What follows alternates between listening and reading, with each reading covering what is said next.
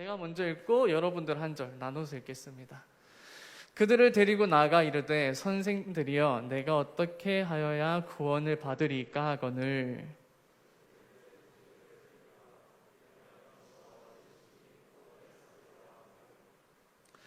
주의 말씀을 그 사람과 그 집에 있는 모든 사람에게 전하더라.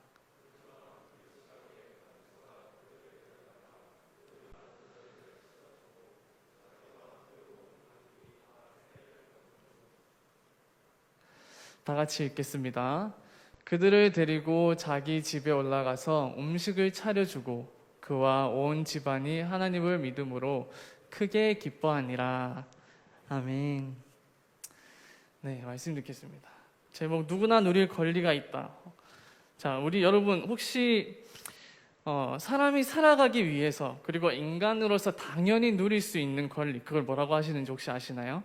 인간으로서 당연히 누릴 수 있는 권리, 그거를 바로 기본권이라고 합니다. 기본권. 이 기본권이라는 게요, 이제 국가에서 보장하고 보호하기 위해서 헌법으로도 제정을 해놓는데요. 이 기본권과 기본권이 충돌하는 경우가 있습니다. 충돌하는 경우. 이러한 경우에 이제 법원의 판례나 아니면은 이제 국회에서 법을 발의를 해서 법이 새로이 제정되거나 수정되고 이렇게 변경이 되는 경우가 있는데요. 예를 들면 이런 경우가 있습니다. 우리가 불과 몇 년 전만 해도 지금도 뭐 담배를 많이 피지만 예전에는 훨씬 담배를 많이 폈단 말이죠. 그리고 지금은 우리가 공공장소에서 흡연을 하는 게 불법이잖아요. 근데 예전에는 기차역이나 이런 데서도 공공장소, 사람들 많은 곳에서도 눈치 보지 않고 담배를 폈었거든요. 이러한 것들을 볼 때 담배를 피고 싶은 사람의 그 기본권과 담배를 피지 않고 그 맑은 공기를 마시고 싶은 사람의 기본권이 서로 충돌이 일어나는 경우가 있습니다. 이러한 경우 이제 시대가 지나고 환경이 지나고 사람들의 인식에 따라서 이제 법이 제정되고 그것이 적용되면서 그 기본권에 있어서 흡연을 하고 싶은 사람과 그 맑은 공기를 마시고 싶은 사람 중에서 여기에 손을 들어줬던 것처럼 이게 새로이 바뀌는 경우가 있는데요. 이게 불과 언제 생겼냐면 2012년도예요. 2012년도. 우리가 2012년도 전에는 공공장소에서 담배를 펴도 그게 불법이 아니었습니다. 하지만 지금은 공공장소에서 담배를 피면 10만 원의 과태료가 있잖아요. 이제 그런 것처럼 예전과 달리 지금은 이제 공공장소에서 금연으로 규정이 되어 있는데 이러한 법들이 제정되고 또 이제 법이 적용되면서 그 기본권들에 있어서 약간 우선순위가 매겨진다는 거, 그런 점들이 있습니다. 우리 또 한 가지 더 예를 들면 이런 게 있겠죠. 여러분들 간통죄 아세요? 간통죄가 지금은 폐지되었잖아요. 근데 그 폐지된 이유가 이제 성적 자기 선택권의 침해가 된다 그래서 이제 폐지가 된 거거든요. 이것도 시간이 지남에 따라서 그 기본권이 바뀌게 된 것입니다. 또 그리고 한 가지 더 있는데, 우리가 뉴스를 보게 되면 이제 범죄자들이 나오잖아요. 근데 이제 옛날 같은 경우에는 저도 기억이 나는 게, 뉴스를 보면 범죄자가 나올 때 범죄자 모자이크 처리해서 나오죠. 그리고 옆에 있는 형사들이 오히려 얼굴이 공개되어 있고 역으로 그런 상황이 나오는데, 지금은 이제 어떠한 특정한 절차를 거치고 또 심의를 거쳐서 이 사람은 국가의 그리고 국민의 이익을 위해서, 권익을 위해서 얼굴을 공개해야 되겠다. 다시 이제 재범이 발생하지 않도록 공개해야 되겠다 해서 얼굴이 공개되고 있는데요.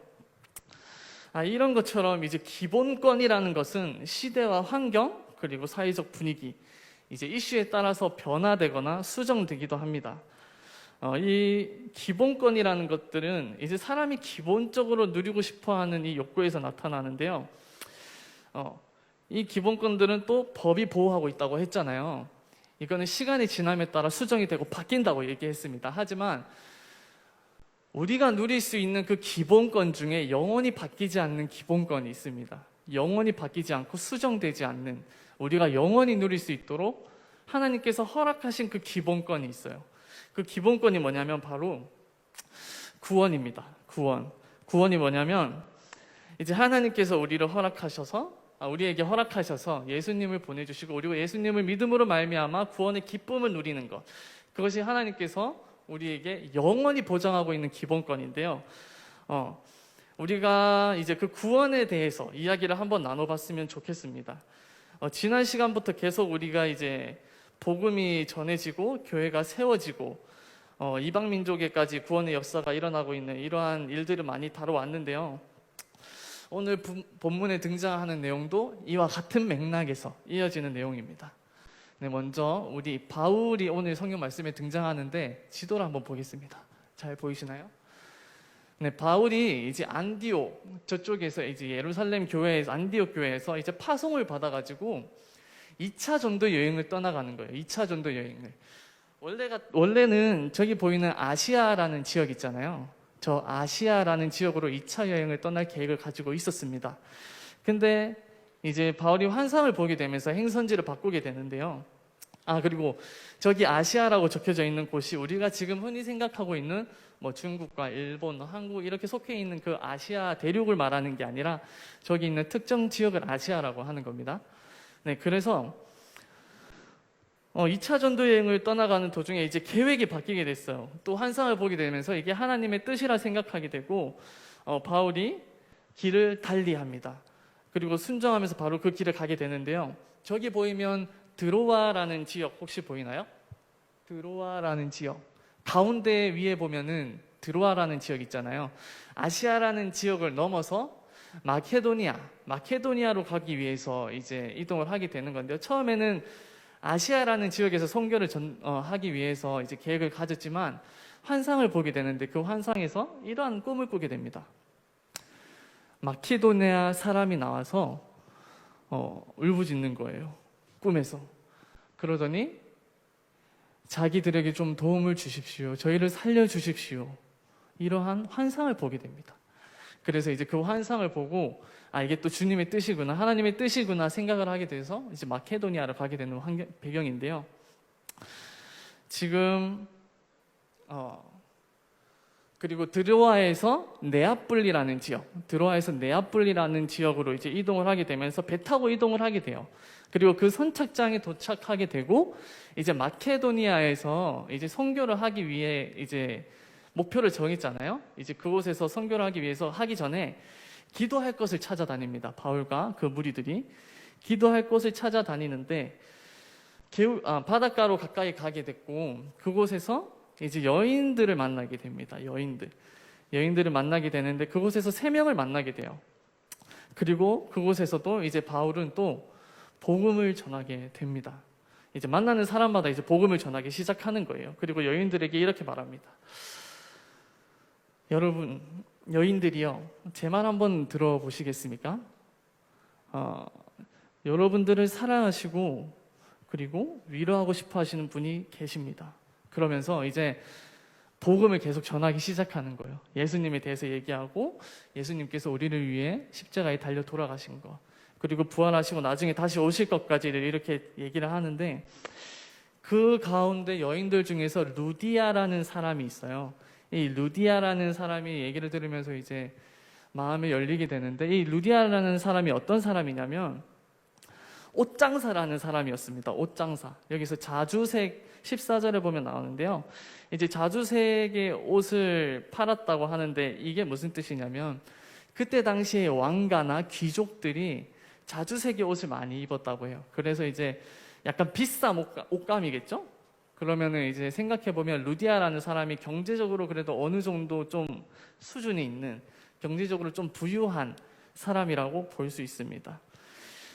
이게 신기한 게 나중에 지나가서 보면 이 루디아라는 사람이 바울이 선교할 때 정말 많은 도움을 줍니다. 이게 또 하나님의 계획하심으로 일어난 건데 참 신기하거든요. 하여튼 이 루디아를 만나게 된 것, 우리가 아까 전에 바울이 환상을 보게 됐다고 했잖아요. 편하게 이제 가까이에 있는 좀 아시아에 이제 복음을 전하기로 했는데 하나님께서 이제 계획하시고 계획을 또 환상을 통해서 저곳으로 가게 해서 루디아를 만나게 해주신 것. 우리가 빌립보 교회라는 이야기를 많이 들어봤을 텐데요. 빌립보 교회가 바울을 재정적으로 정말 많이 도와줬다고 해요. 그 중에 또 그 출발점이 된 게 이 루디아의 집안에서 출발이 됐다고 하거든요. 이런 것처럼 뭔가 하나하나 하나님이 준비하시고 또 계획하시는 그러한 놀라움들을 볼 수가 있습니다. 이게 참 신기한 것 같아요. 우리가 또 살아가다 보면은 하나님이 계획하셨구나라는 거를 우리가 몸소 느낄 때가 있는데요. 우리가 시간 속에 살아가잖아요. 그래서 우리가 삶을 얘기할 때, 인생의 길이를 얘기할 때 실타래를 얘기하잖아요. 실타래. 그래서 이 실을 쭉 가다 보면 그 끝에 또 실이 또 길 잡았을 때 우리가 장수할 거다라고 얘기를 하잖아요. 우리가 보면은 시간 속에 살아가는데 우리는 뒤로 돌아갈 수 없습니다. 그렇죠? 시간을 되돌릴 수 없습니다. 그렇죠? 그래서 실이라는 거를 이렇게 딱 잡고 봤을 때 우리는 결국 한 방향으로 이렇게 살아가고 있는 거예요. 근데 우리는 이렇게 한 방향으로 살아가고 있지만 하나님께서 이 시간이라는 개념을 받을 때는 어떤 느낌일까요?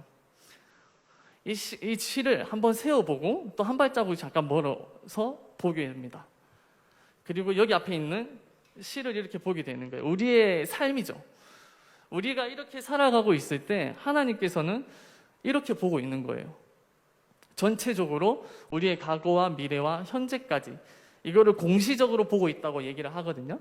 하나님께서는 시간적, 공간적 존재를 초월한 존재잖아요. 그래서 우리가 알지 못하고 또 우리가 경험하지 못했던 것들도 또 그러한 것들로 인해서 두려움을 가질 수 있는 것들도 하나님께서는 미리 다 알고 계시고 또 미리 예비하여 주시고 준비해 주신다는 것입니다.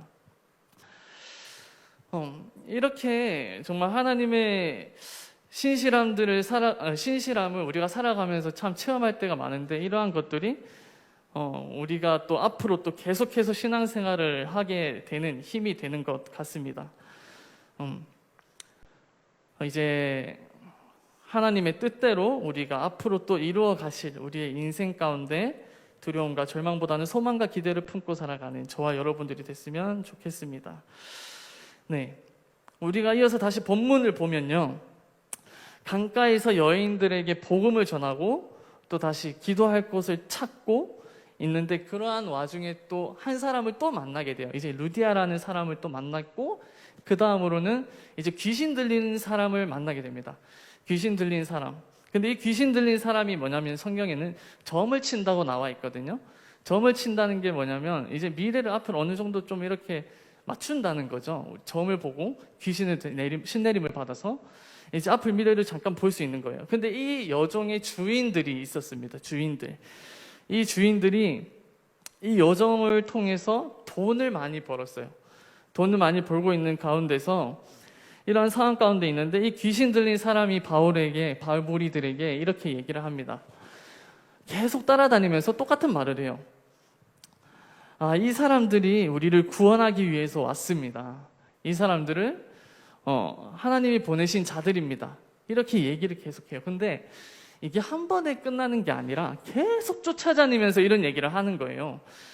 이 사람들이 우리를 구원할 사람들입니다. 이 사람들이 우리를 구원할 사람들입니다. 계속 얘기를 하는데 어떻게 보면은 그냥 그러려니 할 수가 있겠죠. 근데 이 바울은 이게 되게 싫었던 겁니다. 불쾌했던 겁니다. 우리 거룩한 복음이 이렇게 귀신 들린 사람을 통해서 뭔가 퇴색되고 뭔가 좀 평가절하되는 그러한 모습들이 되게 싫었던 겁니다. 그래서 그 자리에서 참다가 이제 소리를 지르게 됩니다. 소리를 지르게 되는데요. 예수 그리스도 이름으로 명하노니 당장 떠나갈지어다. 떠나라. 너는 이 몸에서 떠나라. 이런 식으로 얘기를 하게 되는데 그러자 이제 그 귀신 들린 여인의 몸에서 귀신이 떠나가게 되는 거죠. 우리가 이제 그래서 이제 우리 여종의 주인들이 이 바울과 사람들을 붙잡아요. 바울과 사람들을 붙잡아서 막 때리고 폭행을 하는 겁니다. 그리고 이제 로마 관리에게 이 바울과 사람들을 데리고 가서 이 사람들에게 막 소리를 지르거든요. 이제 저들의 옷을 찢어 벗기고 매로 쳐라.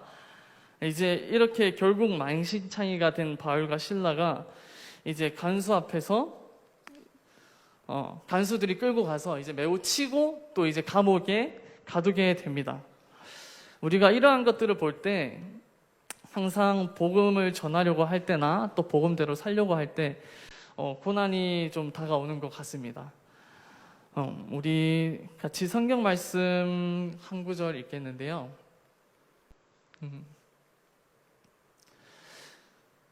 베드로전서 4장 12절에서 13절입니다.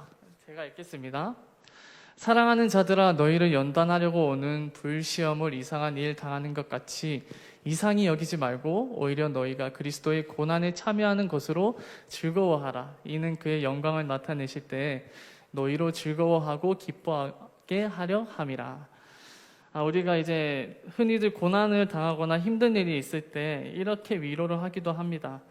지금은 힘들지만 나중에 예수님이 다시 오실 때, 예수님께서 다시 오실 때 그날 너희는 그 영광을 다시 보게 될 거야. 그러니까 우리 좀만 참고 기다려보자, 이렇게 얘기를 하거든요. 혹시 여러분들 슬기로운 의사생활 드라마 보시나요? 요즘 보시나요? 되게 재밌죠? 하여튼 거기서 유연석이라는 배우가 나오는데 이제 유연석이라는 배우가 세례를 받아요. 천주교 사람인데 이제 그리고 그 형이 성동일 배우입니다. 거기서 유연석 배우가 이제 의사생활하는 게 너무 힘든 거예요. 그러니까 힘드니까 이제 그 성동일 배우 그 형님 앞에서 진짜 못하겠습니다. 도저히 못하겠습니다. 저는 의사감이 아닌가 봐요. 이렇게 얘기하는데 성동일 배우가 이렇게 얘기해요. 안드레아, 그 유연석이 세례명이 안드레아거든요. 안드레아, 우리 1년만 딱 참고 견뎌보자, 이렇게 얘기를 하거든요. 근데 화면이 바뀌면서 또 1년 전으로 돌아가요. 그 1년 전 똑같은 날에 또 유연석이 그 똑같은 말을 합니다. 이제 의사를 때려쳐야 될 것 같습니다. 너무 힘듭니다. 못할 것 같아요. 막 울면서 얘기를 해요. 그러자 또 성동일이 또 안드레아, 1년만 또 꼭 참고 견뎌보자. 그러면서 2년 전, 3년 전, 4년 전, 5년 전에 계속 똑같은 말로 1년만 버티자고 한 게 벌써 5년이 되고 6년이 되고 지나간 것입니다. 사실 저는 이 말씀을 볼 때 개인적으로는 조금 위로가 그렇게 크게 되지 않았어요. 지금 내가 당장에 힘든데 처음에는 이 말씀을 봤을 때는 약간 이러한 생각을 가지게 됐습니다. 내가 지금 당장에 힘든데 예수님이 오시는 날, 언제가 될지 모르는 그날까지 내가 기다려가면서 이 고난들을 버텨야 할까? 견뎌야 할까? 결국 그날의 순간의 그 영광을 위해서 내가 버텨야 할까? 라는 생각을 예전에 제가 믿음이 약할 땐 그런 생각을 했었는데 이제 근데 사실 살아가면서 조금씩 깨닫게 되는 게 있는 것 같습니다. 우리가 힘들 때, 고난이 올 때 그 고난보다 더 큰 하나님의 은혜가 순간순간마다 있고 더 큰 위로가 순간순간마다 있고, 그러니까 이 말이 뭐냐면 예수님이 오시는 그날, 심판받는 그날일 뿐만이 아니라 우리가 지금 살아가는 이 모든 순간 가운데서 하나님께서 주시는 그 위로와 은혜가 지금 내가 겪는 고난보다 훨씬 크다는 것을 느꼈습니다. 말씀 한 구절 조금 더 보겠는데요. 같이 한번 읽어볼까요? 같이 읽겠습니다. 시작. 그리스도의 고난이 우리에게 넘친 것 같이 우리가 받는 위로도 그리스도로 말미암아 넘치는 도다. 아멘. 자, 이제 내 삶 속에서 고난이 넘칠 때 우리가 이러한 것들을 기억했으면 좋겠습니다. 내가 지금 당장에는 힘들지만 이 고난보다 우리가 살아가면서 주시는 하나님의 그 위로와 그 은혜가 더 크다는 것들을 기억하면서 믿음으로 나아가는 저와 여러분들이 됐으면 좋겠습니다. 그리고 한 가지 더 기억하면 좋을 것은 우리가 이제 이 고난이 왜 내게 왔을까? 왜 내가 힘들지? 라는 생각을 하게 됐을 때 예수님 마음이 이럴 것 같아요. 우리 항상 옆에 계시잖아요. 곁에 계시잖아요. 우리를 바라보면서 힘들어하는 우리를 보면서 명준아, 너 힘들지 않아? 너 힘들지? 내가 도와줄게. 옆에서 얘기하는 겁니다. 너 아프지? 내가 안 아프지 않게 해줄게. 외롭지? 내가 외롭지 않게 해줄게. 그러니까 여기 좀 볼래? 우리에게 주어지는 고난들 가운데서도 하나님께서는 예수님을 바라보고 하나님께 의지하기를 원하신다는 것. 우리가 그것들을 기억하고 믿으며 나아갔으면 좋겠습니다. 이어서 본문으로 다시 돌아가면요. 이제 감옥에 갇히게 되는데 바울과 신라가 감옥에 갇히게 되고 이제 그 밤이 되고 시간이 지나고 이제 찬양하고 기도를 하게 되는데요. 그때 이제 갑자기 땅에서 지진이 일어나고 감옥의 문들이 다들 활짝 열리기 시작합니다. 그러자 이제 잠깐 졸았던 간수가 거기서 깨어나는데요. 간수가 이제 그 책임을 느끼는 거죠. 이제 당시 옛날에는 체벌이나 엄벌 같은 게 굉장히 심했으니까 이 죄인들을 다 놓쳤을 거라고 생각하고 거기에 대한 응당한 벌을 받는 것이 두려웠던 간수가 이제 칼을 꺼내서 자결을 하려고 합니다. 근데 이 문이 열려 있던 상황에서도 바울과 신라는 도망가지 않고요. 그리고 간수에게 다가와서 이렇게 얘기합니다. 당신의 몸을 상하게 하지 마시오. 우리가 여기 있어. 라고 얘기하자 이제 간수가 탈옥했을 거라는 생각과 달리 사람들이 있으니까 약간 평안한 마음을 가지게 됩니다. 그러면서 이제 그들의 이야기를 듣고 거기서도 이제 바울이 또 복음을 전하게 되는데요. 거기서 또 복음을 전하면서 잠시만요. 이제 구원에 이르는 또 대화를 계속해서 이어가게 됩니다. 그리고 이제 그 간수가 마음에 또 그러한 위로함을 받고 또 평안함을 갖고 복음을 받게 되고 그 간수를 또 가정에 이렇게 초대하게 됩니다. 그리고 이제 가정에 초대하게 돼서 이제 사람들에게 또 자기가 들었던 이야기를 나누게 되고 거기서 이제 다시 세례를 전부 다 받게 되면서 이제 구원의 역사가 그 가정에 일어나는 일들을 볼 수가 있는데요. 일반적인 시선으로는 약간 이 바울과 신라가 이상하게 보였을 수도 있을 것 같습니다. 이제 몸이 망신창이가 되는 상황에서도 이제 굴하지 않고 또 그 상황에서도 찬양하고 기도하는 모습. 그리고 문이 열렸음에도 불구하고 이제 도망가지 않는 모습. 이 간수가 처음에 봤을 때는 의아하게 여겼을 수도 있죠. 근데 이제 이야기를 해보니까 이 사람들이 이상한 사람들이 아니었고 또 그들이 전하고자 하는 그 복음에 대한 이야기를 들으니까 또 누군가 나를 위해서 사랑하시는 분이 계시는구나, 또 나를 구원하기 원하시는 분이 계시는구나 라는 것을 깨닫게 되면서 또 그 가족까지 모두 다 구원의 역사가 일어나는 일들을 오늘 말씀을 통해서 알게 됩니다. 네, 잠깐 정리를 하면요, 이제 세 명의 인물들을 만나게 되면서 하나님께서 이제 보편적으로 임하시는 그 구원에 대해서 오늘 말씀의 이야기를 잠깐 나눴습니다. 첫 번째 루디아라는 인물과의 만남을 통해서 이제 하나님께서 계획하시고 또 하나님께서 이루시는 그 선한 일들을, 그리고 또 구원에 이르게 하시는 그 은혜가 있었다는 것. 두 번째로는 이제 귀신 들린 자들, 그리고 그 사람들, 그 주인들과 만남을 통해서 복음을 전하고 살아내는 데 있어서 고난이 항상 따른다는 것, 하지만 그 가운데 주시는 위로와 은혜가 더 크다라는 것, 우리가 또 말씀을 통해서 배웠고요. 그리고 마지막으로 간수와 이제 만남을 통해서 하나님을 신뢰하고 경배하는 바울과 신라의 모습, 그리고 그 모습을 통해서도 그 감옥에 갇힌 상황 속에서도 복음을 당당히 전하는 그 모습을 통해서 하나님께서 계획하시고 또 그 가정을 위해서 이루시는 그 구원의 역사, 그 구원의 소망들을 오늘 말씀을 통해서 배웠습니다. 네, 찬양팀 잠깐 올라와 주시고요. 아, 여러분 참 설교를 준비하면서 되게 이런 걸 전했으면 좋겠다, 이런 걸 전했으면 좋겠다라고 생각하는데 사실 좀 잘 안 되는 것 같아요. 그 기도하면서 준비하지만 참 이럴 때마다 제가 부족한 걸 또 느끼는 것 같고, 그냥 저는 이번 설교를 준비하면서 구원의 기쁨을 모두 다 누렸으면 좋겠다 이 생각을 했습니다. 되게 요즘 많은 것들에 얽매여 살아가고 있다라고 생각이 드는데, 뭐 그게 학업이든 또 시험 기간에 우리 세나 친구들 학업이든 또 우리 뭐 앞에 뭐 직장이든 그리고 뭐 급여든 경제적인 상황이든 뭐 주변의 관계적인 상황이든, 네, 말씀을 준비하면서 그러한 상황에서 좀 자유해졌으면 좋겠다. 하나님, 우리 아까 얘기했던 법이 보장하는 기본권 얘기했잖아요.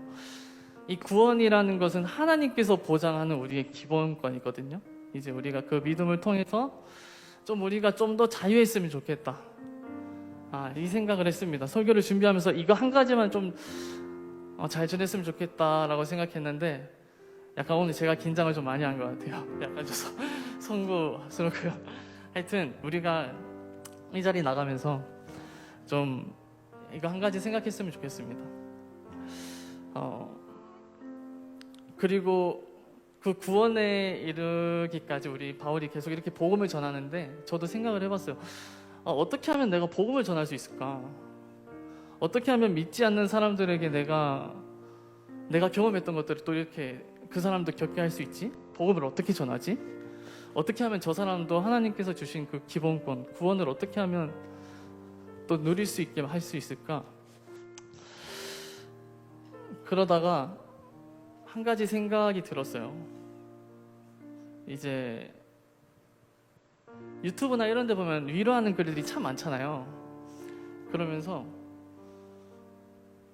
제가 이제 사실 우리 세나 친구들에게 이거 광고하려고 약간 학생들에게 위로되는 말, 이걸 한번 쳐봤어요. 네이버로 쳐봤는데, 저 고등학교 2학년입니다. 저 위로 좀 해주세요. 저도 고등학교 3학년입니다. 저 위로 좀 해주세요. 저 직장인인데요. 저 위로 좀 해주세요. 이러한 말들이 진짜 많은 거예요. 그러면서 이 사람들도 좀 뭔가 이렇게 얽매여 살아가고 있고 뭔가 좀 힘들구나라는 걸 느꼈는데, 그러면서 한 가지 깨달았습니다. 복음을 어떻게 전할까라는 물음에 이 사람들한테 이렇게 말하는 거예요. 당신은 혼자가 아닙니다. 당신을 사랑하는 분이 계세요. 당신이 외롭다고 느낄 때 당신을 지켜보시고 손 내미는 분이 계십니다. 라는 거. 우리가 복음을 전할 때 이런 메시지로 다가갔으면 좋겠어요. 우리 주변의 사람들에게 내가 어떻게 복음을 전해야 될지 크게 거창한 게 아니더라고요. 다가가서 사랑을 전해주고 위로해주는 것, 그리고 예수님을 전하는 것. 예수님의 그 사랑을 전하는 저와 여러분들이 됐으면 좋겠습니다. 아멘. 우리 같이 찬양하고 기도할 텐데요. 우리를 구원하기 원하시는 그 하나님의 마음, 하나님 아버지의 마음을 우리가 한번 잘 기억했으면 좋겠습니다. 네, 찬양하시겠습니다.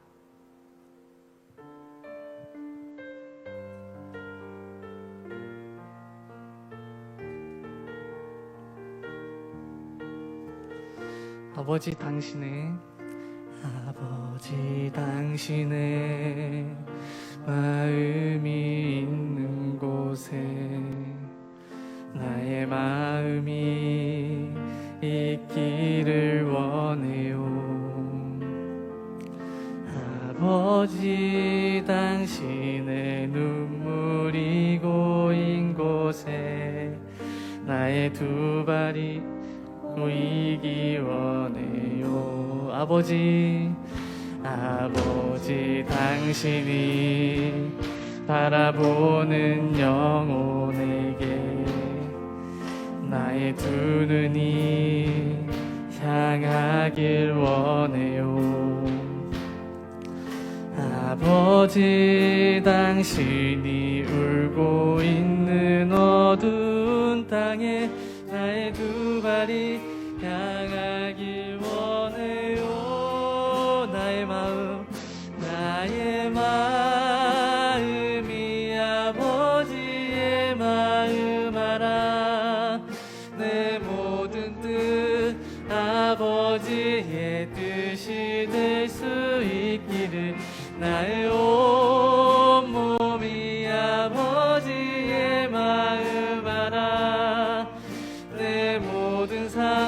당신의 삶 되기를. 한 번 더 찬양했습니다. 아버지 당신의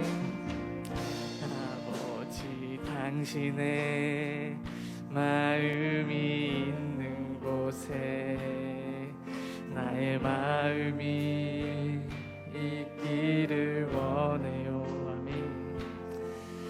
아멘. 아버지 당신의 눈물이 고인 곳에 나의 눈물이 고이길 원해요. 아버지